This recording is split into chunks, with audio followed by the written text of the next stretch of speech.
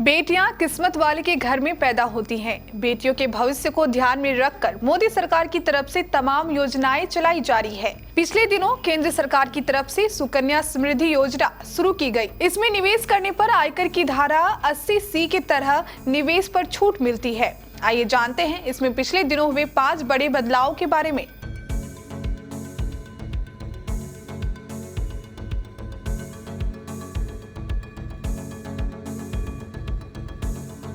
नमस्कार, आप देख रहे हैं केबीसी न्यूज और मैं हूं आपके साथ शिल्पी। सुकन्या समृद्धि योजना के तहत खोले गए खाते को पहले 2 परिस्थितियों में बंद किया जा सकता था।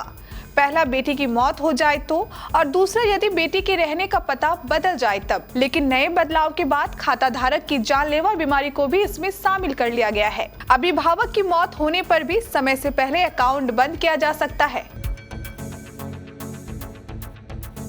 पहले इस योजना में 2 बेटियों के खाते पर ही 80C के तहत टैक्स छूट का लाभ मिलता था। तीसरी बेटी पर यह फायदा नहीं मिलता था। नए नियम के तहत एक बेटी के बाद यदि 2 जुड़वा बेटियां पैदा होती है तो उन दोनों के लिए भी खाता खोलने का प्रावधान है।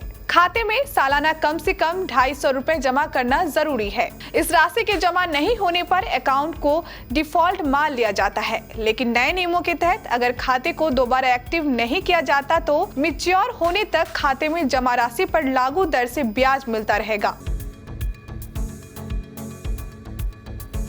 पहले डिफॉल्ट खाता पर पोस्ट ऑफिस सेविंग्स अकाउंट के लिए लागू दर से ब्याज मिलता था। पहले नियम था कि बेटी 10 साल में ही खाते को ऑपरेट कर सकती थी, लेकिन नए नियम के तहत 18 साल की उम्र से पहले बेटी को खाता ऑपरेट करने की मंजूरी नहीं दी जाएगी। उससे पहले अभिभावक ही खाते को ऑपरेट करते रहेंगे।